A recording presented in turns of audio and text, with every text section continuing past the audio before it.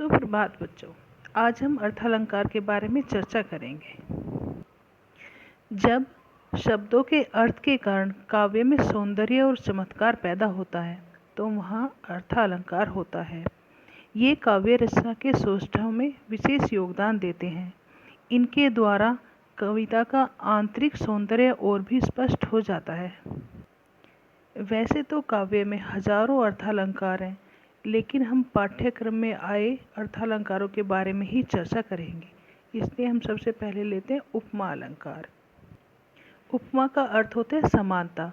जब किसी वस्तु की अन्य प्रसिद्ध वस्तु से समानता की जाए तब उपमा अलंकार होता है। उपमा अलंकार के 4 अंग होते हैं: उपमेय, उपमान, साधारण धर्म और वाचक शब्द।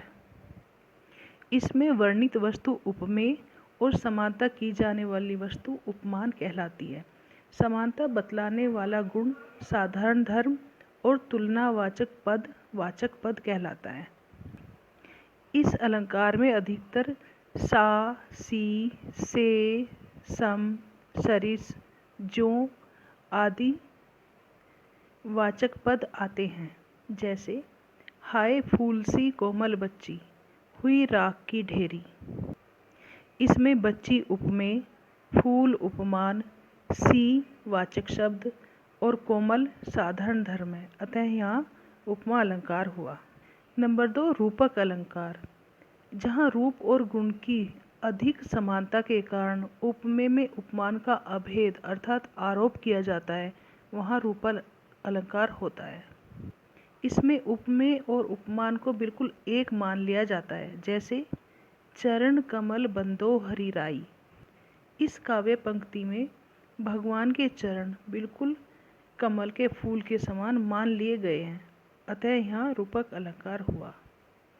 नंबर 3, उत्प्रेक्षा अलंकार। जहाँ रूप, गुण आदि की समानता के कारण उपमेय में उपमान की संभावना की जाती है, वहाँ उपमा अलंकार होता है। इस अलंकार में अधिकतर मानो, मनु, जनु, जनहु, जानो आदि वाचक शब्द का प्रयोग होता है।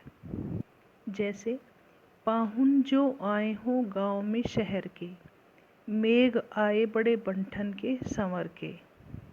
नंबर 4, अतिशयोक्ति अलंकार।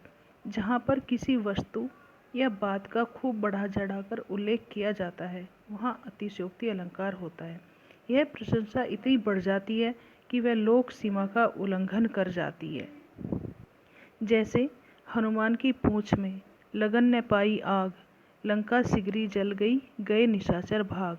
यहाँ हनुमान की पूंछ में आग लग भी नहीं पाई थी कि सारी लंका को जली बताकर अतिशयोक्ति की गई है। नंबर 5, मानवीकरण अलंकार। जहाँ जड़ प्रकृति पर मानवीय भावनाओं और क्रियाओं का आरोप हो, अर्थात अजीव चीज़ों को सजीव मान लिया जाता है, वहाँ मानवीकरण अलंकार होता है। जैसे मेघ आए बड़े बंठन के संवर के। इसमें बादलों को मेहमान की तरह माना गया है। इस तरह से आज हमने समझा कि अर्थ के आधार पर काव्य में सौंदर्य वृद्धि कैसे होती है। धन्यवाद।